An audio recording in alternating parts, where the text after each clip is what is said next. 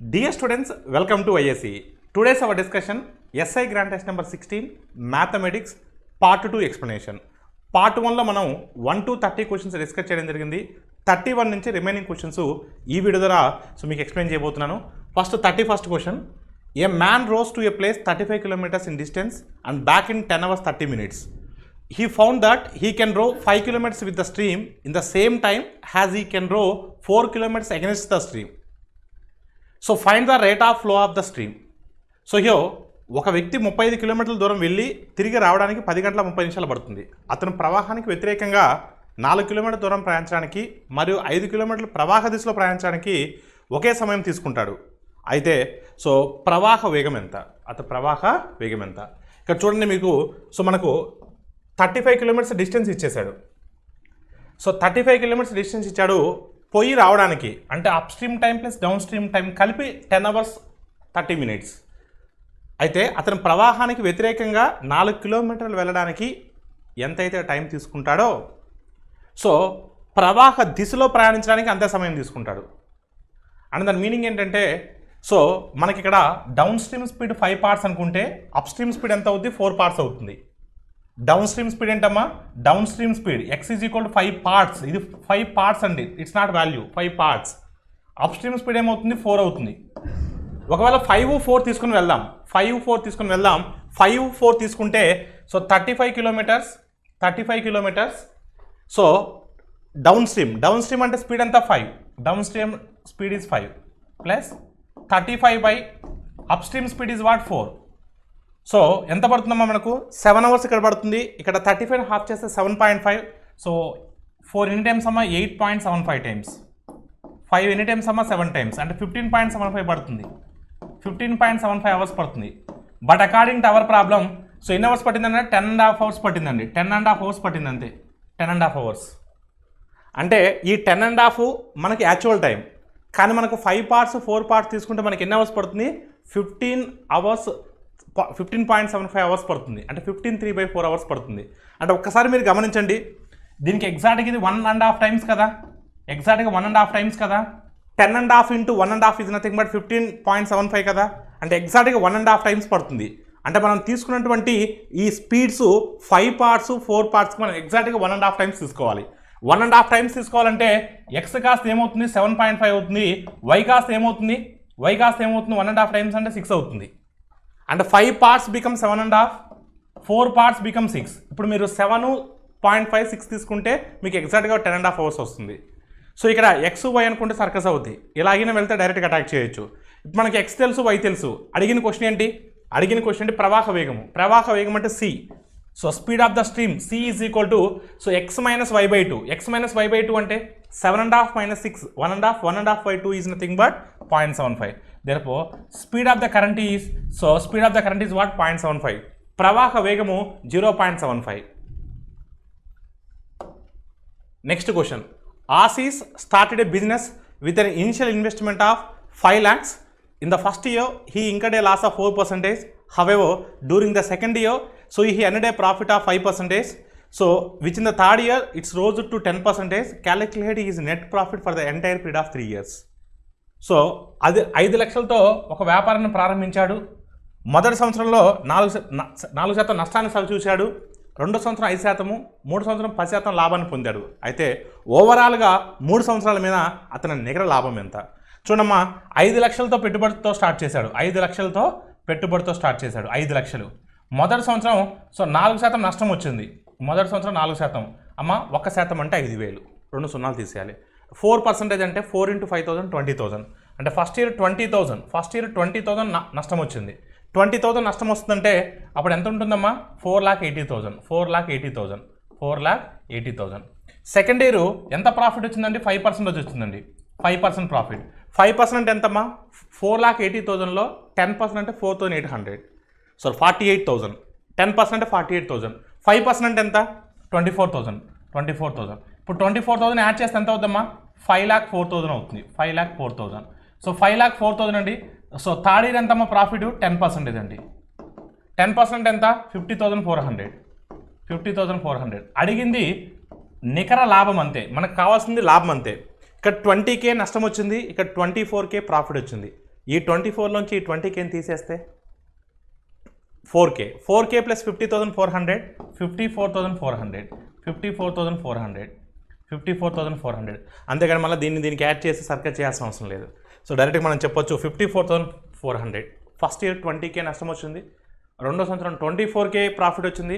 ఆ 20 నష్టాన్ని ఇక్కడ తీసేస్తే 4,000 ఉంటుంది ప్రాఫిట్, అక్కడ 4,000 ఇక్కడ 50,400 54,400. So your answer is what? Option B.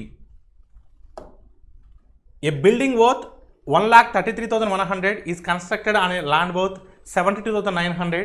After how many years will the value of both same? If the land appreciates at 10% per annum, building depreciates at 10% per annum. చూడమ్మా, ఒకటేమో 10% పెరుగుతుంది, భవనం ధర 10% చొప్పున తగ్గుతుంది, భూమి ధర 10% చొప్పున పెరుగుతుంది. సో ఎన్ని సంవత్సరాల తర్వాత ఇవి ఆ వాల్యూస్గా సెట్ అవుతాయి మనందరికి కూడా తెలుసు. సో మనం 100 అనుకుంటే పెరిగేది తీసుకుందాం. 100 అనుకుంటే సో మొదటి సంవత్సరం 10%, 100 మీద 10% అంటే 110, 110 మీద 10% అంటే 11, 121, 121 మీద 10% అంటే 12.1, 12.1 ప్లస్ 121 133.1, 133.1 వచ్చింది కదా. ఎసానా అంటే ఎగ్జాక్ట్గా ఎన్ని ఇయర్స్ తర్వాత? 3 ఇయర్స్ తర్వాత. మీరు కావాలంటే డిప్రిషియేషన్ తీసుకోండి, 100 తీసుకోండి, 10% డిప్రిషియేషన్ అంటే 90, 90 మీద 10% అంటే 81, 81 మీద 10% అంటే 8.1. If you subtract 8.1 from 81 that is 72.9. 72.9 వచ్చిందా లేదా? ఎసానా అంటే ఎన్ని సంవత్సరాల తర్వాత ఇవన్నీ జరుగుతున్నాయమ్మా? సో 3 ఇయర్స్ తర్వాత. So option D is the right answer. One type of liquid contains 20% water and the second type of liquid contains 35% of water. A glass is filled with 10 parts of the first liquid and 4 parts of the second liquid. The percentage of water in the new mixture so is what? ఒక రకమైన ద్రవంలో 20% నీరు ఉంటుంది, రెండో రకం ద్రవంలో 35% నీరు ఉంటుంది. మొదటి గ్లాసులో ద్రవంలో 10 భాగాలు తీసుకున్నాం, రెండో ద్రవంలో 4 భాగాలు తీసుకున్నాం. ఈ రెండింటిని మిక్స్ చేస్తే వచ్చినటువంటి మిశ్రమంలో నీటి శాతం ఎంత? ఇప్పుడు 10 భాగాలు 4 భాగాలు అన్నారండి. ఈ 10 భాగాలు 4 భాగాలు నేను సో క్వాంటిటీ రేషియో తీసుకుంటున్నాను, 5:2 అని తీసుకుంటున్నాను. నష్టమేం లేదు కదా.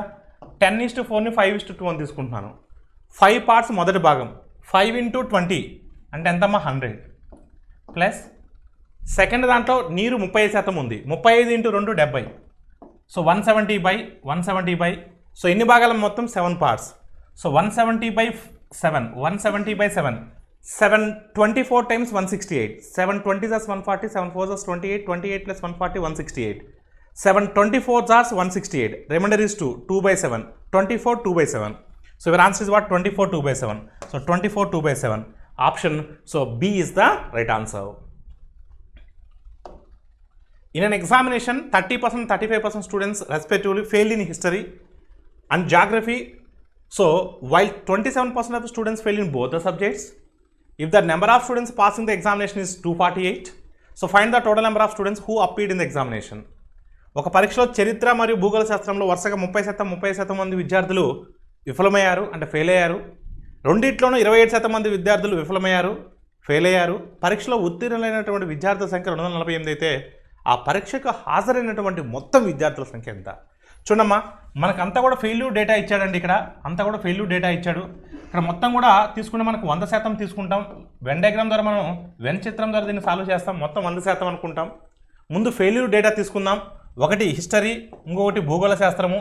సో ఫస్ట్ ఎప్పుడైనా సరే ఇలా మనం వెన్ డయాగ్రామ్ ద్వారా వెళ్ళేటప్పుడు కామన్ ఏరియా ద్వారా తీసుకోవాలి. అంటే రెండింటికి సంబంధించినటువంటి డేటా తీసుకోవాలి. రెండిట్లో 27% మంది విద్యార్థులు విఫలమయ్యారు. 27% మంది రెండిట్లో విఫలమయ్యారు. ఇప్పుడు హిస్టరీలో ఎంతమంది విఫలమయ్యారు? 30% మంది. ఆల్రెడీ కామన్ ఏరియాలో 27 ఉంది కాబట్టి ఇక్కడ ఎంత వస్తుందమ్మా? 3 వస్తుంది. ఇప్పుడు మొత్తం హిస్టరీలో 30%. నెక్స్ట్ జాగ్రఫీలోకి తీసుకుంటే 35%. ఆల్రెడీ కామన్ ఏరియాలో 27 ఉంది కాబట్టి మిగతాది ఎంత ఉంటుందమ్మా? 8. వీళ్ళందరూ ఎవరు? ఈ వెంచిత్రంలో ఉన్న అందరూ ఎవరు? ఫెయిల్ అయిన వాళ్ళు. మొత్తం విద్యార్థులు 100%. 100%లో నుంచి ఫెయిల్ అయినటువంటి విద్యార్థులను తీసేస్తే మనకు పాస్ అయినటువంటి విద్యార్థులు వస్తారు కదా. ఎస్ అమ్మ, 27, 8, 35. 35 + 3 అంటే 38. 38% of the students failed either one subject or both the subjects. Out of 100%, 38% మంది ఫెయిల్ అయ్యారంటే మిగతా వాళ్ళు ఎంతమంది శాతం ఉంటారు? 100లోంచి 38 తీసేయండి. 100లోంచి 38 తీసేస్తే ఎంతమ్మా? 100లోంచి 38 తీసేస్తున్నాను అంటే ఎంత వస్తుందమ్మా? 62 వస్తుంది. ఎంత వస్తుందండి? ఈ 62 ఎవరు పాస్ అయిన వాళ్ళు, రెండిట్లో పాస్ అయిన వాళ్ళు. సో చూడమ్మా, సో ఒకసారి మీరు చూస్తే 62% of the students is nothing but pass అయిన విద్యార్థుల సంఖ్య ఎంత ఇచ్చాడు, 248 ఇచ్చాడు. 62% ఈజ్ నథింగ్ బట్ 248. మనకు కావాల్సింది ఏంటమ్మా, 100% వాచ్. 62 ఎన్ని టైమ్స్ అమ్మా, 62 4s are 100, 4s are 400. So sir 4 times పోయిద్దని మీకు ఎలా తెలుసు సార్, ఇక్కడ 2 ఉంది, ఇక్కడ 8 ఉంది, 2 టేబుల్ 8 4 టైమ్స్ పోయింది. Yes or not? So your answer is what, 400. Option B is the right answer. Next question, in a village 60% of the votes were cast in an election. A and B were the contestants. A won by 600 votes. If B had got 40% more votes, there would have been a tie between them. Find the number of recognized voters in the village. So ఇక్కడ మనకు గ్రామంలో 60% మంది ఓటర్లు మాత్రం తన యొక్క vote హక్కును వినియోగించుకున్నారు. ఏ బి అనే వాళ్ళు పోటీదారులుగా ఉన్నారు. ఏ వ్యక్తి 600 ఓట్లతో గెలిచాడు బి మీద. ఒకవేళ బికి 40% ఎక్కువ ఓట్లు వచ్చేమాడైతే వారి ఇద్దరి మధ్య టై ఏర్పడేది. అంటే ఇద్దరికి కూడా ఈక్వల్ ఓట్లు వచ్చాయి. అయితే ఆ గ్రామంలోని గుర్తింపు పొందినటువంటి ఓటర్ల సంఖ్య ఎంత? సో ఒకసారి మీరు చూస్తేనమ్మా, ఏకి 600 ఎక్స్ట్రా వచ్చాయి. టై అవ్వాలి అంటే ఏమవ్వాలి, ఇద్దరి మధ్య ఈక్వల్ రావాలంటే ఏం చేయాలి? ఇతనికి 600 ఎక్స్ట్రా వచ్చాయి కదా, ఆ వచ్చిన 600 సగం బీకి గినిచ్చినట్లయితే ఆ వచ్చిన 600లో ఒక 300 తను ఉంచుకొని ఒక 300 బీకి గినిచ్చినట్లయితే అప్పుడు ఇద్దరి మధ్య ఈక్వల్ అవుతున్నాయి కదా. ఆ 300 అంటేనే కదా ఈ 40% ఎక్కువ. అంటే 40% of B's votes is nothing but 300. 40% of B's votes is nothing but 300. ఒకవేళ 40% ఎక్కువ వచ్చినట్లయితే అన్నాడు. ఆ 40% అంటే ఈ 300ఏగా. అంటే 40% of B votes is nothing but 300. Then 100% of B votes is what? So 0 cat cancel. 475 times 300, 1075 times 750. అంటే బీకి వచ్చిన ఓట్స్ ఎన్ని? 750. బీకి 750 వచ్చాయంటే ఏకి ఎన్ని వచ్చి ఉంటాయి? 750 ప్లస్ ఒక 600 ఎక్స్ట్రా. 600 మెజారిటీ కదా. 750 ప్లస్ 600 అంటే 1350. ఇవేమో బి ఓట్స్, ఇవేమో ఏ ఓట్స్. ఏకి బి కన్నా 600 ఎక్స్ట్రా వచ్చాయి. మొత్తం ఓట్స్ ఎన్ని? 2100. ఈ 2100 ఏంటి? పోలైన ఓట్లు, క్యాస్ట్ అయినటువంటి ఓట్లు. అసలు క్యాస్ట్ ఎంత పర్సంటేజ్ని? 60%. 60% అంటే 2100. So we need what? 100%. అసలు గుర్తింపు పొందిన ఓటర్లు ఎంతమంది ఉన్నారు? 100% మంది. సో ఒకసారి మీరు చూస్తే 20 టేబుల్లో 23 సార్స్, 25 సార్స్, 3700 times 2100, 5700 times 3500. So your answer is what? 3500. So option C is the right answer. Next question, Rohan borrowed a certain sum of money at simple interest. The rate of interest was 3% per annum for the first 3 years, 4% per annum for the next 5 years, and 6% per annum for next 7 years. If he paid 2059 as interest, so then what is the sum borrowed? Rohan సాధారణ వడ్డీకి కొంత డబ్బు అప్పుగా తీసుకున్నాడు. మొదటి 3 సంవత్సరాలకి వడ్డీ rate ఎంతమ్మా? మొదటి 3 సంవత్సరాలకి 3%. 3 సంవత్సరాలకి 3% అంటే ఎంత అవుతుందండి? 3 × 3 9%. 3 × 3 9%. 5 సంవత్సరాలకి 4%. 5 సంవత్సరాలకి 4% అంటే 5 × 4 ఎంత అవుతుంది? 5 × 4 20% అవుతుంది. వచ్చేటువంటి 7 సంవత్సరాలకి ఎంత శాతం అమ్మా? 6%. 7 ఆర్లు ఎంతమ్మా? 42. అంటే ఇది మొత్తం వడ్డీ rate, total rate of interest. So total rate of interest ఎంతమ్మా? 62 + 9 71%. 71% ఆఫ్ ద ప్రిన్సిపల్ ఇది నథింగ్ బట్, అంటే అసలులో 71% అనేది దేనికి ఈక్వల్ అమ్మా? 2059కి ఈక్వల్. 2059కి. ఇప్పుడు మనకు అసలు కావాలి. అసలు అంటే ఎంత శాతం అండి? అసలు అంటే ఎంత శాతం? 100%. అసలు అంటే ఎంత శాతం? 100%. సో 71 టేబుల్లో 2059 అనేది ఎన్ని టైమ్స్ పోతుందండి? కంగారు పడాల్సిన అవసరం లేదు. ఇక్కడ 1 ఉంది, ఇక్కడ 9 ఉంది. అంటే ఎన్ని టైమ్స్ పోవచ్చు అండి మనకి ఇక్కడ? సో 9 టైమ్స్ పోతుంది. అంటే ఎండ్ విత్ 9 ఉండాలి మన ఆన్సరు. సో ఎండ్ విత్ 9 ఉండాలి, ఆర్ ఎండ్ విత్ 1 ఉండాలి.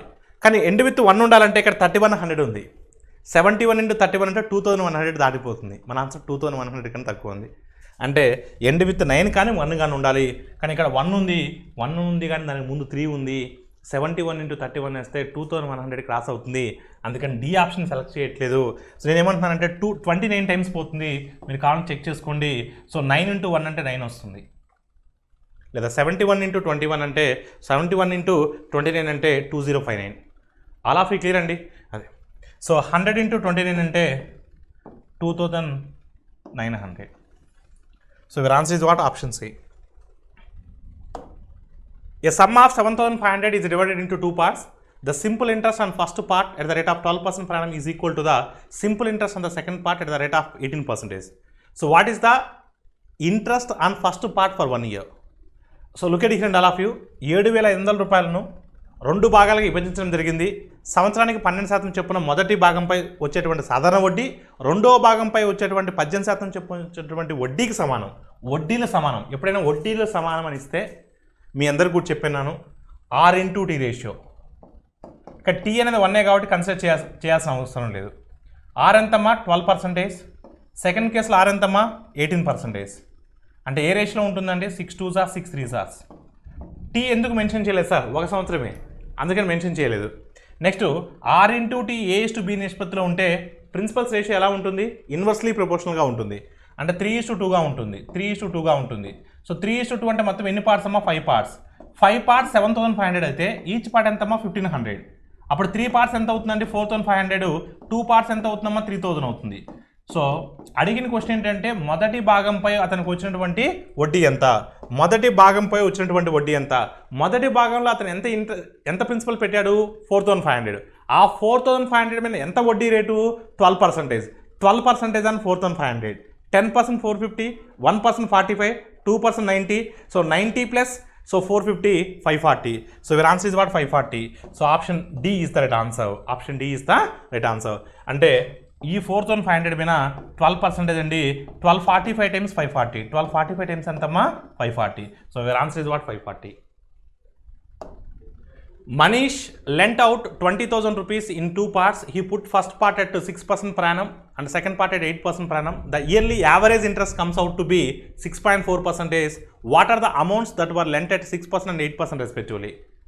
మనీషు 20,000 రూపాయలు 2 భాగాలుగా చేసి అతను మొదటి భాగాన్ని 6%, రెండో భాగాన్ని 8% వడ్డీకి ఇచ్చాడు. అయితే వార్షిక వడ్డీ రేటు, వార్షిక సగటు వడ్డీ రేటు 6.4%గా ఉంటుంది. అయితే అప్పుడు వరుసగా 6% మరియు 8%కి ఇచ్చినటువంటి సో అసలు ఎంత చూడమ్మా, కొంత మొత్తాన్నేమో 6%కి ఇచ్చాడు, కొంత మొత్తాన్నేమో 8%కి ఇచ్చాడు. కానీ ఓవరాల్గా మొత్తం మీద సగటున అతనికి వచ్చినటువంటి వడ్డీ రేటు 6.4. నేను మిశ్రమాల ద్వారా చేస్తున్నాను, మిక్చర్స్ అలిగేషన్ ద్వారా చేస్తున్నాను. డిఫరెన్స్ గురించి చూస్తే 1.6 ఉంటుంది, డిఫరెన్స్ కింద చూస్తే 0.4 ఉంటుంది. 0.4 1s 0.4 4s అంటే 4:1 నిష్పత్తిలో ఉంటుంది. 4:1 అంటే మొత్తం 5 పార్ట్స్ అవుతుంది. 5 పార్ట్స్ అంటే 20,000, 5 పార్ట్స్ అంటే 20,000, each part 4,000, 4 parts 16,000, 1 part 4,000. So your answer is what 16,000, 4,000. కావాలంటే మీరు చూడండి 4:1 నిష్పత్తిలో ఉంటుంది. ఓకేనమ్మా, 4:1 అంటే 5 పార్ట్స్, 5 పార్ట్స్ అంటే 20,000, 1 పార్ట్ అంటే 4,000, 4 పార్ట్స్ అంటే 16,000, 1 పార్ట్ అంటే 4,000. Your answer is what option A. A person made a fixed deposit 3,30,000 rupees in a bank for 5 years. So at 10% per annum simple interest, he had to withdraw the whole amount after 3 years to meet the expenses of his daughter's marriage, and he received 7,800 rupees less than the what he would have got after 5 years. So what is the rate of simple interest per annum paid by the bank for his premature encashment? అంటే ముందుగానే తీసుకుంటే అతనికి rate of interest ఎంత వచ్చేది. So ఒక వ్యక్తి 30,000 రూపాయలు బ్యాంకులో పెట్టుకున్నాడు, 10% ప్రకారం పెట్టుకున్నాడు, 5 సంవత్సరాల పాటు బ్యాంకులో పెట్టుకున్నాడు. కానీ 3 సంవత్సరాల తర్వాత అతనికి మనీ అవసరమై, తన కూతురు మ్యారేజ్కి మనీ అవసరమై అతను ఏదైతే ఇన్వెస్ట్ చేశాడో ఆ మొత్తం విత్డ్రాల్ చేసుకున్నాడు. పాపం విత్డ్రాల్ చేసుకోవడం వల్ల అంటే మధ్యలోనే తీసుకుంటున్నాడు కాబట్టి వాళ్ళు పూర్తి రేట్ ఆఫ్ ఇంట్రెస్ట్ ఇవ్వలేదు. సో ఎంతో కొంత ఇచ్చారండి. అది ఎంత తక్కువ వచ్చిందంటే ఓవరాల్గా అతను నిజంగా 5 years తర్వాత తీసుకుంటే వచ్చేటువంటి దానికి మధ్యలో తీసుకోవడం వల్ల అతనికి 7,800 రూపాయలు తక్కువ వచ్చింది. అయితే అలా మధ్యలో తీసుకోవడం వల్ల అతను ఎంత వడ్డీ రేటు బ్యాంక్ అనేది వాళ్ళకి పే చేసిందని అడుగుతున్నారు. ఒకసారి మీరు చూస్తే అసలు ఎంత వస్తుందో చూద్దాం. అప్పుడు 7,800 తక్కువ అంటే అప్పుడు ఎంత వచ్చిందో తెలుస్తుంది. ఓకేనమ్మా, ఒకసారి చూస్తే 10% 5 సంవత్సరాలు, 10% 5 సంవత్సరాలు అంటే ఎంతమ్మా 50%. 50% అంటే ఎంత 15,000 రావాలి, 15,000 వడ్డీ రావాలి. సో అంతే కదా. 1 yearకి 10%, 5 years 50%. 50% అంటే హాఫ్ ఆఫ్ 30,000, 15,000 వడ్డీ రావాలి. కానీ అతనికి ఎంత తక్కువ వచ్చింది 7,800 తక్కువ వచ్చింది. అంటే 7,800 తక్కువ వచ్చిందంటే అతనికి ఎంత వచ్చి ఉంటుంది 7,200 వచ్చి ఉంటుంది. ఈ 7,200 ఎన్ని సంవత్సరాల్లో వచ్చింది 3 సంవత్సరాలకు వచ్చింది. ఎందుకంటే సాధారణ వడ్డీ అనేది ప్రతి సంవత్సరం సమానంగా ఉంటుంది. మరి 7,200 3 సంవత్సరాలకు వస్తే 7,200 అనేది 3 ఇయర్స్కి వస్తే 1 ఇయర్కి ఎంత వస్తుంది? 2,400 వస్తుంది. ఈ 2,400 అనేది 1 ఇయర్ ఇంట్రెస్ట్ దేని మీద ఇంట్రెస్ట్? 30,000 మీద ఇంట్రెస్ట్. 30,000 మీద 2,400. 30,000 మీద 2,400 అంటే 3 టేబుల్లో 24 ఎన్ని టైమ్స్ పోతుంది? 8 టైమ్స్ పోతుంది. Your answer is what? Option C. All of you clear అండి. సో ఆ 2,400 అనేది 1 ఇయర్ ఇంట్రెస్ట్ అమ్మా, ప్రతి సంవత్సరానికి కూడా సమానంగా ఉంటుంది. In simple interest every interest is ఏమండి? So in 3 table 24 goes, in 3 table 24 goes 8 times అమ్మా, your rate of interest is 8%. Option C is the right answer. 16,820 is divided between 2 brothers of age 27 years and 25 years. They invested their money at 5% per annum compound interest in such a way that both will receive equal money, underline this word, equal money at the age of 40 years. The share of elder brother is dash. So అతని దగ్గర ఉన్నటువంటి 16,820 రూపీస్ని తన ఇద్దరు బాబులకి, so ఇద్దరు సోదరులకి డబ్బు పంచడం జరిగింది. సో 5% వడ్డీ రేటు చెప్పడం పంచడం జరిగింది. వాళ్ళిద్దరికి కూడా 40 సంవత్సరాలు వచ్చే సమయానికి ఇద్దరికి కూడా సమానమైన డబ్బు లభిస్తుంది. అయితే పెద్దోడు అకౌంట్లో ఎంత వేశారని అడుగుతున్నాడు. ఒకసారి మీరు చూడమ్మా, చాలా క్లీన్గా అబ్జర్వ్ చేస్తే ఇక్కడ చిన్నోడు ఉన్నాడు, పెద్దోడు ఉన్నాడు. చిన్నోడు వయసు 20 సంవత్సరాలు, పెద్దోడు వయసు 27 సంవత్సరాలు. ఇద్దరికి 40 సంవత్సరాలప్పుడు ఈక్వల్గా రావాలి, మనీ అనేది ఈక్వల్గా రావాలి, ఈక్వల్ అమౌంట్ రావాలి. ఇప్పుడు చిన్నోడికి 20 సంవత్సరాల నుంచి 40 సంవత్సరాల వరకు అంటే 15 సంవత్సరాల వడ్డీ కలుస్తుంది. కానీ పెద్దోడికి మాత్రం 27 సంవత్సరాల నుంచి 40 సంవత్సరాలు అంటే 13 సంవత్సరాల వడ్డీ కలుస్తుంది. అమ్మ, చిన్నోడికి 15 సంవత్సరాల వడ్డీ కలుస్తుంది, పెద్దోడికి 13 సంవత్సరాల వడ్డీ కలుస్తుంది. అంటే వడ్డీ రూపంలో ఎవరికి ఎక్కువ వస్తుంది? చిన్నోడికి ఎక్కువ వస్తుంది. వడ్డీ రూపంలో చిన్నోడికి ఎక్కువ వస్తుంది, మరి పెద్దోడికి తక్కువ వస్తుంది. నువ్వు ప్రిన్సిపల్ వేసేటప్పుడు మరి ఇద్దరిని సమన్వయం చేయాలంటే, ఇద్దరికి ఈక్వల్ అమౌంట్ రావాలంటే ఎవరి అకౌంట్లో ఎక్కువ వేయాలి? పెద్దోడు అకౌంట్లో ఎక్కువ వేయాలి. ఎందుకంటే పాపం పెద్దోడికి తక్కువ వడ్డీ వస్తుంది. వాడి అకౌంట్లో కొంచెం ఎక్కువ వేస్తే ఇద్దరికి సమన్వయం జరగడానికి ఛాన్స్ ఉంటుంది, ఇద్దరికి ఈక్వల్ అమౌంట్ రావడానికి ఛాన్స్ ఉంటుంది. కొంచెం ఎక్కువ అంటే మోర్ దెన్ హాఫ్ అంటే 16,820లో హాఫ్ అంటే 8,410. Our answer should be more than 8,410. 8,410 కన్నా మన ఆన్సర్ ఎక్కువ ఉండాలి. 8,410 కన్నా మన ఆన్సర్ ఒకటే ఉంది ఎక్స్ట్రా. 8,820 is right answer. సెకండ్స్లో ఆన్సర్ అటాక్ చేస్తాం. ఆ లాజిక్ అనేది అర్థమైందా? చిన్నోడికి పాపం ఎక్కువ ఇంట్రెస్ట్ వస్తుంది, పెద్దోడికి తక్కువ ఇంట్రెస్ట్ వస్తుంది. పెద్దోడి అకౌంట్లో కొంచెం ఎక్కువ వేస్తే ఇద్దరికి సమన్వయం జరుగుద్ది. సార్ ఇప్పుడు ఒకటే ఆప్షన్ ఉంది కాబట్టి డైరెక్ట్గా టిక్ కొట్టారు సార్, మరి అన్ని ఆప్షన్స్ 8,410 కన్నా ఎక్కువే ఉంటప్పుడు ఏం చేస్తారు సార్? మ్యాక్సిమం అలా ఉండవమ్మా. ఆ లాజిక్ మీకు తెలుసా లేదా టెస్ట్ చేస్తాడు. ఒకవేళ అన్ని ఆప్షన్స్ ఉంటే అప్పుడు మనకు ఒరిజినల్ ప్రొసీజర్ కూడా మనకు తెలుసండి. 5% అంటే 1/20 ఫ్రాక్షన్ అంటే మీకు చెప్పాను మొత్తంలో కొంత భాగము, ఏ పార్ట్ ఆఫ్ హోల్ థింగ్ అంటే 20 పార్ట్స్ని చిన్నోడు అకౌంట్లో వేస్తాము, యంగర్ వన్ అకౌంట్లో వేస్తాము. సో పెద్దోడు అకౌంట్లో కొంచెం ఎక్కువ వేయాలి కాబట్టి, మోర్ వేయాలి కాబట్టి న్యూమరేటర్ని తెచ్చి డినామినేటర్కి యాడ్ చేస్తాము. అంటే 21 పార్ట్స్ అమ్మ, ఎల్డర్ వన్ అకౌంట్లో 21 పార్ట్స్ వేస్తాం. ఎక్కువ అనే మీనింగ్ వచ్చినప్పుడు, మోర్ అనే మీనింగ్ వచ్చినప్పుడు న్యూమరేటర్ ఇది యాడెడ్ టు డినామినేటర్. అంటే 20 పార్ట్స్ 21 పార్ట్స్.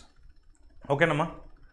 ఇప్పుడు వాళ్ళిద్దరి మధ్య ఏజ్ గ్యాప్ ఎంత ఉంది? 2 years ఉంది. ఒకరికేమో 25, ఒకరికేమో 27. 2 years గ్యాప్ ఉంది కాబట్టి నేను స్క్వేర్ తీసుకుంటా. అమ్మ ఎప్పుడైనా సరే 3 years గ్యాప్ ఉందనుకోండి, క్యూబ్ తీసుకోవాలి. అసలు గ్యాపే లేదనుకో, 1 year గ్యాప్ ఉందనుకో, హోల్ పవర్ 1 తీసుకోవాలి. ఆల్ ఆఫ్ క్లియర్ అండి. అదే 20 square అంటే ఎంతమ్మా? 400. 21 square అంటే ఎంత? 441. సో ఇద్దరు రెండింటిని యాడ్ చేస్తే 841. So but according to our problem ఎంతమ్మా? 16,820. సో 841 ఎన్ని టైమ్స్ అమ్మా? 20 times. అడిగింది పెద్దోడు కదా. 20 times of 441 అంటే 8820. వచ్చిందా లేదా 8820? చిన్నోడు అడిగితే 400 × 20, సో 8,000. అలా క్లియర్ అండి. ఇలా ఎప్పుడు చేస్తామంటే అన్ని ఆప్షన్స్ సో 8,410 కన్నా ఎక్కువ ఉన్నప్పుడు, లేదంటే డైరెక్ట్గా అటాక్ చేస్తాం. A sum of 1,000 rupees is invested on compound interest, compounded annually for the 3 years. If the rate of interest 10% for the first 2 years and 50% per annum for the 3rd year, so what will be the interest? 1000 రూపాయలను 3 సంవత్సరాలకు చక్రవడ్డీగా ఇచ్చారు. మొదటి 2 సంవత్సరాలకి 10%, కానీ 3వ సంవత్సరానికి మాత్రం 50%. అయితే 3 సంవత్సరాల మొత్తం మీద అతనికి వచ్చినటువంటి చక్రవడ్డీ ఎంత? చూడండి ఒకసారి మీరు చూస్తే ప్రిన్సిపల్ ఎంత, అసలు ఎంత? 1000 రూపాయలు. అసలు 1000 రూపాయలండి. మొదటి సంవత్సరం వడ్డీ రేట్ ఎంత? 10%. మొదటి సంవత్సరం వడ్డీ రేట్ ఎంతమ్మా? 10%. 1000 మీద 10% అంటే ఎంత? 100 రూపాయలు. సో అప్పుడు ఎంత అవుతుందమ్మా? సో 1100 అవుతుంది. మళ్ళీ ఈ 1100 మీద ఎంత శాతం? 10%. రెండో సంవత్సరానికి కూడా 10%. ఎంతమ్మా? 110 రూపాయలు. అప్పుడు ఎంత అవుతుందండి? 1210 రూపీస్ అవుతుంది. 1210.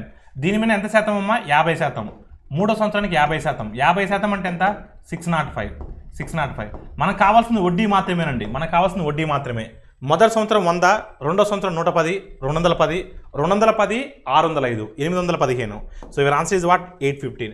సో ఈ వడ్డీస్ మాత్రమే యాడ్ చేయాలమ్మా, ఇంట్రెస్ట్ మాత్రమే యాడ్ చేయాలి. So your answer is what? 815. So option C is the right answer. 3 sides of a triangular field are the lengths of 15 and 20, 25 meters long. Find the cost of, so showing the sheets in the field at the rate of 5 rupees per square meter. 5 rupees per square meter. త్రిభుజాకార క్షేత్రానికి 3 వైపులా గల భుజాలు వరుసగా 15 మీటర్లు, 20 మీటర్లు మరియు 25 మీటర్లు పొలంలో విత్తనాలు చల్లుటకు చదరం మీటర్కి 5 రూపాయలు చొప్పున ఖర్చు అవుతే, సో తన యొక్క మొత్తం ఖర్చు ఎంత? చదరపు మీటర్కి అన్నాడు. ఇక్కడే మనం ఐడెంటిఫై చేయాలి. చదరపు మీటర్ కంటే పొలం మొత్తం విత్తనాలు చల్లుతున్నారా, ఓన్లీ పొలం చుట్టూ విత్తనాలు చల్లుతున్నారా, పొలం మొత్తం విత్తనాలు చల్లుతున్నారా? కొంతమంది గెట్ల మూడు చల్లుకుంటారు, ఓన్లీ పెరిఫెరల్స్ విత్తనాలు నాటుతారు, సో సీడ్స్ అనేది షో చేస్తారు.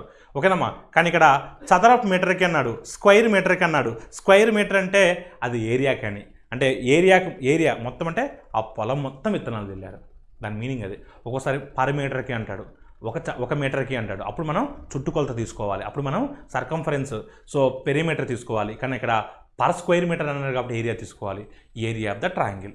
ఒకసారి మీరు చూడండి అమ్మా, ఒకసారి మీరు చూస్తే ఈ 15, 20, 25 అనేది ఎలా కనిపిస్తున్నాయా? ఎలా కనిపిస్తున్నాయి? 15, 20, 25 అనేది పైథాగరస్ ట్రిప్లెట్ కోడ్ కదా. 15 square 225, 20 square 400, 400 plus 225, 625, 625 is 25 square. Yes, 15, 20, 25 is a Pythagoras triplet code. Pythagoras triplet code అంటే ఇది ఏ triangle? Right angle triangle. Right angle triangle అంటే ఇక్కడ 15 ఉండొచ్చు, ఇక్కడ 20 ఉండొచ్చు. ఖచ్చితంగా హైపోటెనస్ 25 ఉండాలి. What is the area of the right angle triangle? లంబకోణ త్రిభుజ వైశాల్యానికి ఫార్ములా ఏంటి? హాఫ్ ఇంటూ భూమి ఇంటూ ఎత్తు, half into base into height, half into base into height. This is the area of the triangle. త్రిభుజం యొక్క వైశాల్యం ఇది. సో పర్ చదరపు మీటర్ ఖర్చు ఎంత? 5 రూపాయలు. పర్ చదరపు మీటర్ ఖర్చు ఎంత? 5 రూపాయలు. So into 5.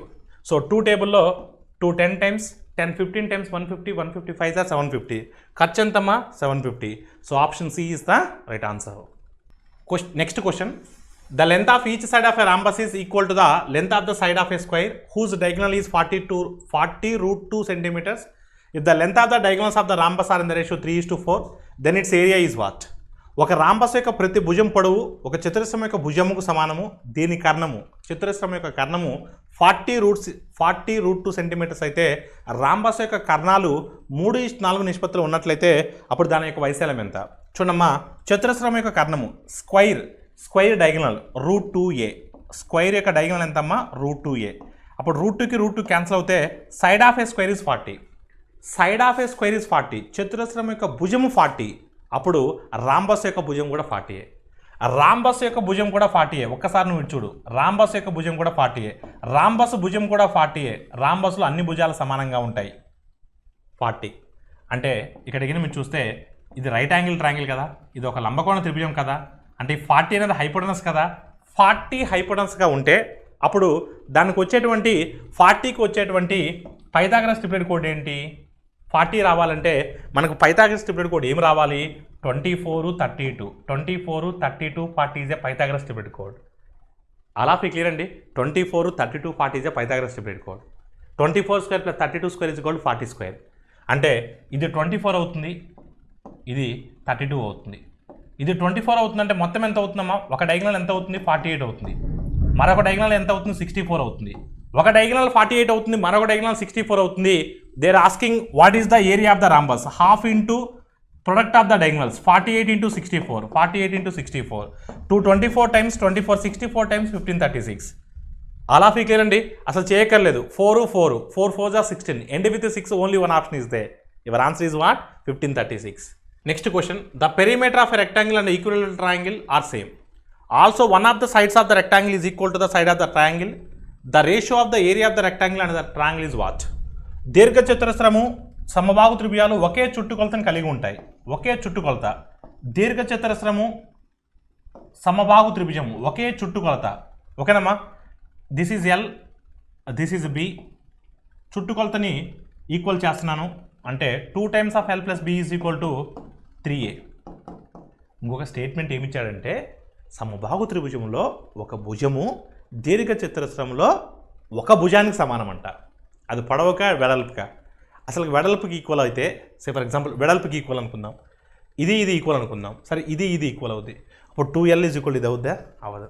అంటే ఖచ్చితంగా ఈ యొక్క భుజము అనేది ఎల్కి ఈక్వల్ అవ్వాలి. L = A.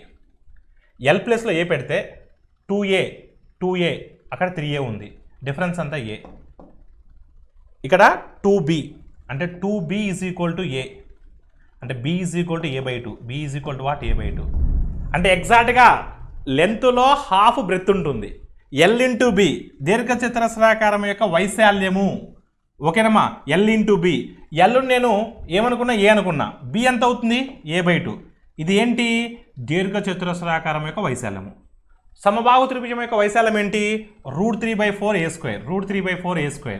ఇప్పుడు A²కి A² క్యాన్సిల్ అవుతే 2 1s are 2 2s are. ఆ 2 యువతలకు వస్తే 2:3. So your answer is what? 2:3. So option C is the right answer. A rectangular park 60 centimeters long and 40 meters wide has 2 concrete crossroads running in the middle of the park, and the rest of the park had been used as a lawn. If the area of the lawn is 2109 square meters, then the width of the road is dash. 60 మీటర్ల పొడవు 40 మీటర్ల వెడల్పు గల దీర్ఘచతురస్రాకార ఉద్యానవనం park మధ్యలో 2 concrete cross రోడ్లను కలిగి ఉంటుంది మరియు మిగిలిన పార్కును పచ్చిక మైదానంగా ఉపయోగించారు. ఈ పచ్చిక మైదానం యొక్క వైశాల్యము, సో వైశాల్యము 2109 అమ్మా. దిస్ ఈస్ 2109 చదరపు మీటర్లు. అయితే రహదారి యొక్క వెడల్పు ఎంత? ఒకసారిగా మీరు చూసినట్లయితే సో ఇది ఒక దీర్ఘచతురస్రాకారం యొక్క పార్క్ అనుకుందాం. దీన్ని మిడిల్లో 2 సో క్రాస్ రోడ్స్ అనేవి రోడ్లు వేశారమ్మా. మిగతా ఏరియా అంతా ఉంటుంది చూసారా? ఈ మిగతా ఏరియా అంతా సో పచ్చిక మైదానం అంటే గ్రీనరీగా ఉంది. సో అడిగిన క్వశ్చన్ ఏంటయ్యా అంటే సో ఈ మధ్య రోడ్ క్రాసింగ్ ఉంది చూసారా? ఇది ఉంది చూసారా? ఇది రోడ్డు వేశారు, ఇలా రోడ్డు వేశారు. ఆ రోడ్డు యొక్క వెడల్పు ఎంత? ఆ రోడ్డు యొక్క వెడల్పు ఎంత అంటున్నాడు. సో ఎప్పుడైనా సరే ఇలా క్రాస్ రోడ్డు వేశారంటే మనకు తెలిసినటువంటి ఫార్ములా ఏంటయ్యా అంటే ఆ రోడ్లు వేశారు చూసారా? ఈ ఎల్లో రీజన్ చూసారా? దాని యొక్క వైశాల్యం ఎంతయా అంటే W × L + B - W. L అంటే పొడవు, B అంటే వెడల్పు, W అంటే path, with of the path. So is equal to మొత్తం ఏరియా ఎంతమ్మా? ఇది 60, ఇది 40. మొత్తం ఏరియా అంటే ఎంత? 60 × 40 2400. దీంట్లో నుంచి ఈ పచ్చిక మైదానం గ్రీనరీ ఉంది చూసారా? ఆ గ్రీనరీ ఏరియా 2109 తీసేస్తే మిగతాది ఎంతమ్మా? 291. ఈ 291 అనేది ఏరియా ఆఫ్ ద పాతే కదా? ఏరియా ఆఫ్ ద పాత్ ఎంతమ్మా? 291. ఇప్పుడు L ఎంత ఇచ్చాడమ్మా? 60 ఇచ్చాడు, B 40 ఇచ్చాడు. అంటే L + B ఎంత? 100. So W × 100 - W = 291. అంటే W ప్లేస్లో ఏ వాల్యూని సబ్స్టిట్యూట్ చేస్తే మనకు 291 వస్తుంది. సో చూడమ్మా, 3ని త్రూ ఆప్షన్ ద్వారా వెళ్తున్నాను. 3ని సబ్స్టిట్యూట్ చేశారనుకోండి. 3 × 100 - 3. 100 - 3 అంటే 97. 97 3s are 291. ఎస్. అంటే ఈ విడ్త్ను చూసారా? ఈ విడ్త్ను చూసారా? ఇక్కడి నుంచి ఇక్కడికి అది ఎంత అంటే 3 meters. So your answer is what? Option A. Option A is the right answer. If a 30 meters ladder is placed against a 15 meters wall such that it just reaches the top of the wall, then the elevation of the wall is equal to what? Angle of elevation they are asking. 30 మీటర్ల నిచ్చెనను 10 మీటర్ల గోడకు ఉంచితే అది గోడ పై భాగానికి చేరుకుంటుంది. అప్పుడు గోడ యొక్క ఎత్తుకు గల ఊర్ధ్వకోణం ఎంత? చూడమ్మా, ఇది ఒక గోడ అనుకుందాం. సో ఇది భూమి అనుకుందాం. సో ఇది నిచ్చెన అనుకుందాం, లేడర్. సో లేడర్ యొక్క పొడవు ఎంత ఉందమ్మా? 30 మీటర్లు. వాల్ యొక్క పొడవు ఎంత ఉందండి? 15. అయితే యాంగిల్ ఆఫ్ ఎలివేషన్. సో ఈ యాంగిల్ ఆఫ్ ఎలివేషన్ అడుగుతున్నారు. ఇప్పుడు మనకు ఆపోజిట్ సైడ్ తెలుసు, కర్ణము తెలుసు. సో మనకు మా ఎదుటి భుజానికి కర్ణానికి ఆపోజిట్ సైడ్కి సో డైగనల్కి ఓకేనమ్మా హైపోటెనస్కి రిలేషన్ ఏంటి? sin θ. అంటే sin θ is equal to opposite side by hypotenuse, ఎదుటి భుజము బై కర్ణము అంటే 1/2. సైన్ ఎప్పుడు 1/2 అవుతుందండి? sin 30. θ 30 అయినప్పుడు sin 1/2 అవుతుంది. అంటే ఊర్ధ్వ కోణము angle of elevation will be equal to 30 degrees. Option B is the right answer. A cone of radius 3.5 centimeters and height 27 centimeters is completely filled with water. This water is emptied into an empty cylindrical vessel of radius 2.1 centimeters. What will be the height of the water in this vessel? చూడమ్మా, వ్యాసార్థము 3.5 సెంటీమీటర్లు మరియు ఎత్తు 27 సెంటీమీటర్ల గల శంకువును పూర్తిగా నీటితో నింపబడి ఉంటుంది. సో ఆ నీటితో నింపబడిన శంకువు నుంచి ఆ వాటర్ అన్నిటిని కూడా మనము స్తూపాకార పాత్రలో పోస్తున్నాము. ఆ స్తూపాకార పాత్ర యొక్క వ్యాసార్థం ఇచ్చున్నారు, దాని యొక్క ఎత్తు అడుగుతున్నారు. ఎప్పుడైనా గుర్తుకు పెట్టుకోండి, ఒక ఫార్మ్ ఆఫ్ ఫిగర్ని మరొక ఫార్మ్ ఆఫ్ ఫిగర్గా కన్వర్ట్ చేస్తున్నామంటే వాడి యొక్క వాల్యూమ్స్ ఈక్వల్ అవుతాయి, వాడి యొక్క ఘనపరిమాణాలు సమానం అవుతాయి. అంటే ఘనపరిమాణం అంటే శంకువు యొక్క ఘనపరిమాణం ఏంటి? 1/3 πr²h. శంకువు యొక్క వ్యాసార్థం ఎంత? శంకువు యొక్క వ్యాసార్థం ఎంత? 3.5. శంకు యొక్క వ్యాసార్థం ఎంత? 3.5. శంకు యొక్క వ్యాసార్థం 3.5. సో వ్యాసార్థం 3.5, 3.5 ఇంటూ 3.5 ఇంటూ హైట్ ఎంత? 27 ఈజ్ ఈక్వల్ టు సో స్తూపాకార పాత్రలో పోస్తున్నాం πr²h, π ఇంటూ r². r అంటే ఎంత? ఇక్కడ r అంటే ఎంత? 2.1. సో r అంటే ఎంత? 2.1. So 2.1 into 2.1 into H. మనం హెచ్ను ఫైండ్ అవుట్ చేయాలి. పైకి పై క్యాన్సిల్ అవుతుంది. 3 1s are 3 9s are 3 9s are 70. ఒకసారి కానీ మీరు చూస్తేనమ్మా ఆల్ ఆఫ్ యూ ఒకసారి కానీ మీరు చూస్తే ఆల్ ఆఫ్ యూ మనకేం కావాలి? హెచ్ కావాలి కదా. H is equal to 3.5 into 3.5 into 9 by so 2.1 into 2.1 ఒకసారి జాగ్రత్త చూడమ్మా. ఇక్కడ 3 టేబుల్లో 3 3s are లేదా 7 టేబుల్లో క్యాన్సిల్ అవుతుంది. 3.7 సార్స్ 3 టేబుల్లో 3.7 సార్స్. ఓకేనమ్మా. 3 టేబుల్లో 3.7 సార్స్ 2.1, 3 టేబుల్లో 3.7 సార్స్ 2.1. ఇక్కడ 2 డెసిమల్స్ ఉన్నాయి, ఇక్కడ 2 డెసిమల్స్ ఉన్నాయి. డెసిమల్స్కి డెసిమల్ క్యాన్సిల్ అయిపోతుంది. 7 టేబుల్లో 5 టైమ్స్, 7 టేబుల్లో 5 టైమ్స్, 5 5 సార్స్ 25. So your answer is what? 25 centimetres. స్తూపాకార పాత్ర యొక్క ఎత్తు 25 centimetres. Cylinder height it is what? 25 centimeters. Next question amma. A rectangular swimming pool of length 20 meters and breadth 10 meters has a uniformly sloping floor. It is 1 meter in depth and one end of its length 3 meters at the other end. How much water is needed to completely fill this pool? దీర్ఘచతురస్రాకార ఈత కొలను పొడవు 20 మీటర్లు, వెడల్పు 10 మీటర్లు. ఇది దాని పొడవు యొక్క ఒక చివర 1 మీటర్ లోతు, రెండో వైపు 3 మీటర్ల లోతుని మనం తీసినట్లయితే ఆ కొలను పూర్తిగా నింపడానికి ఎంత నీరు అవసరం అవుతుంది? చూడమ్మా, దీని యొక్క వెడల్పు అనేది మనకు హైట్ అవుతుంది. దీని యొక్క పొడవు అంటే ఈ పొడవును ఒక అంచునేమో 1 మీటరు లోతు తీసాము, ఇంకొక వైపు ఏమో 3 మీటర్ల లోతు తీసాం. అలా మనం ఒక రెక్టాంగులర్ స్విమ్మింగ్ పూల్ తీసుకొని పొడవులో ఒక ఎండేమో 1 మీటర్ లోతు, మరో ఎండేమో 3 మీటర్ల లోతు తీస్తే మనకు ట్రెపీజియం ఏర్పడుతుంది. ట్రెపీజియం యొక్క ఏరియా ఎంత? Half into so some of the parallel sides. ఇక్కడ ప్యారలల్ సైడ్స్ ఏమవుతాయి? సో ఒకవైపు ఏమో 1 మీటరు, మరోవైపు ఏమో 3 మీటర్లు ఇంటూ హైట్ ఎంతమ్మా? దాని యొక్క పొడవే 20 మీటర్స్.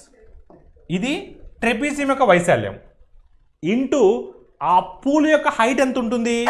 ఆ దీర్ఘచతురస్రాకారం యొక్క వెడల్పే ఆ పూల్ యొక్క స్విమ్మింగ్ పూల్ యొక్క హైట్ అవుతుంది. అంటే ఇంటూ 10. సో 2 టేబుల్ ఎన్ని టైమ్స్ పోద్దమ్మా? సో 2 టైమ్స్ పోయింది, 2 10 times. 4 into 10 40, 40 into 10 400 cubic centimetres.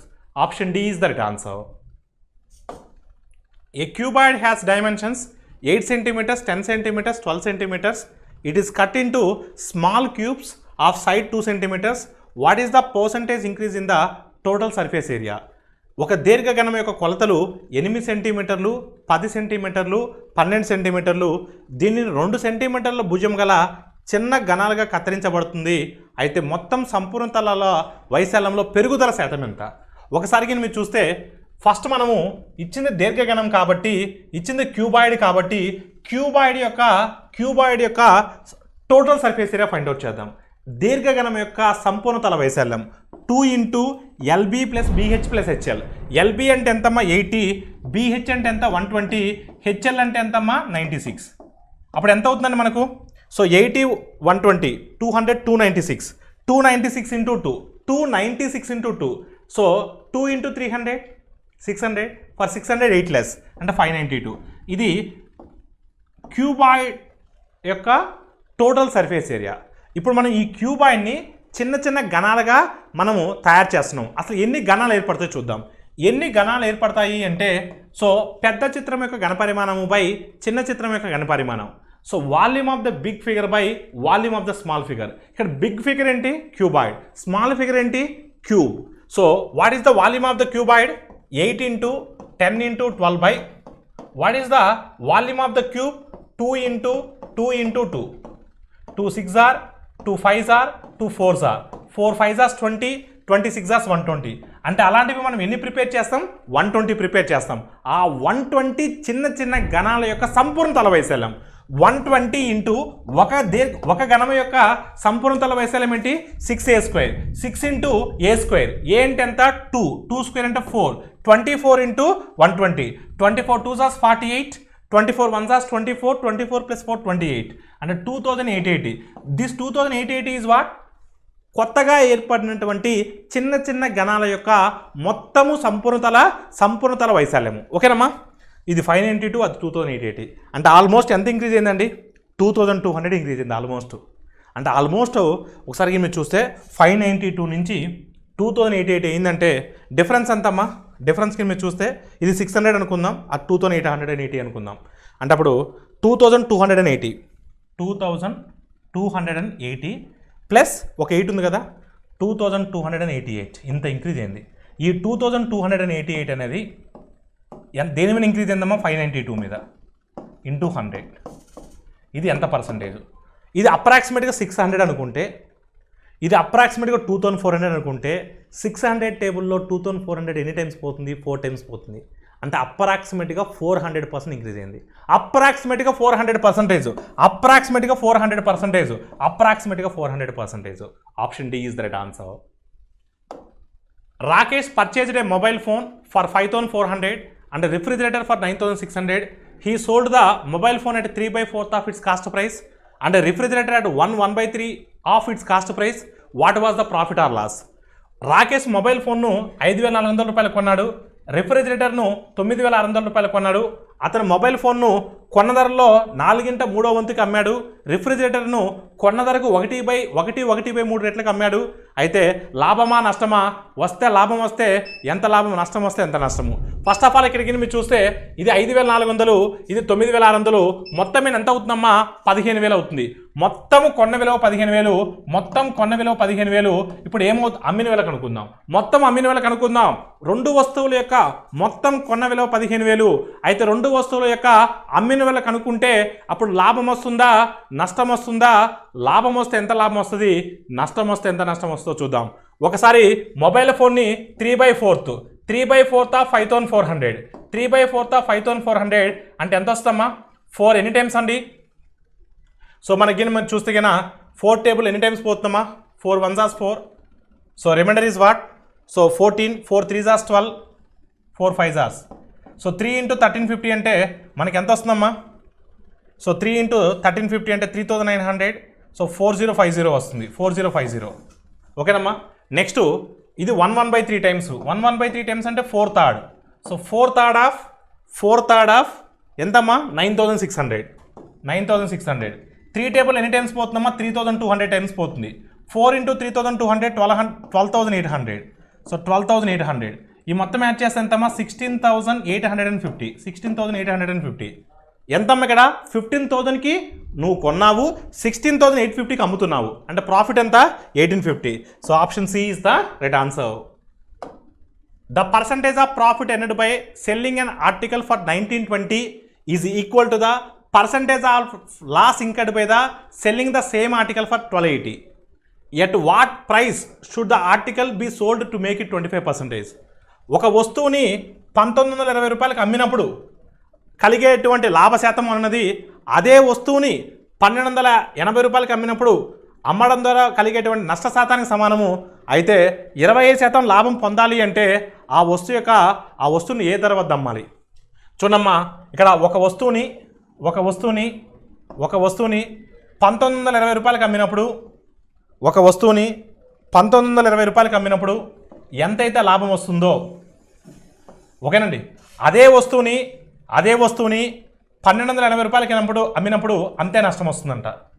అప్పుడు మనం కొన్న విలువ కనుక్కోవాలి. కొన్న విలువ ఈ రెండింటి మధ్యలో ఉంటుంది ఎగ్జాక్ట్గా. సగటు విలువ అమ్మ 1920 ప్లస్ 1280 3200.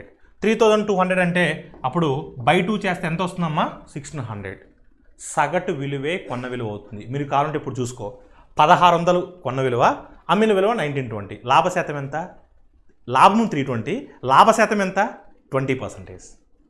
మీరు చూసుకోండి, 1600లో 20% ఎంత?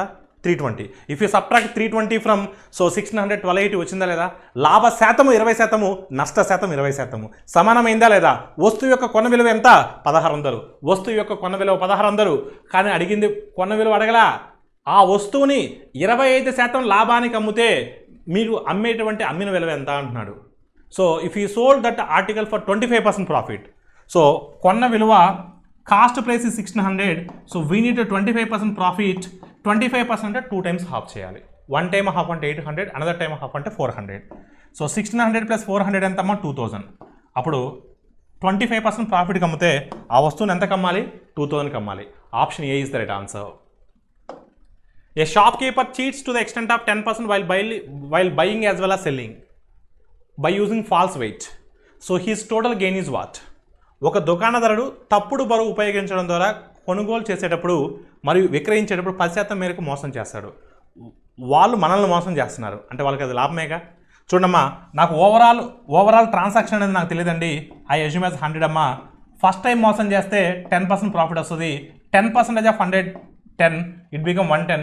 2 సార్లు నేనే మోసపోతున్నాను అంటే రెండోసారి కూడా మళ్ళీ 10% లాభం వస్తుంది. సో 10% ఆఫ్ 10% ఆఫ్ 110 అంటే 11.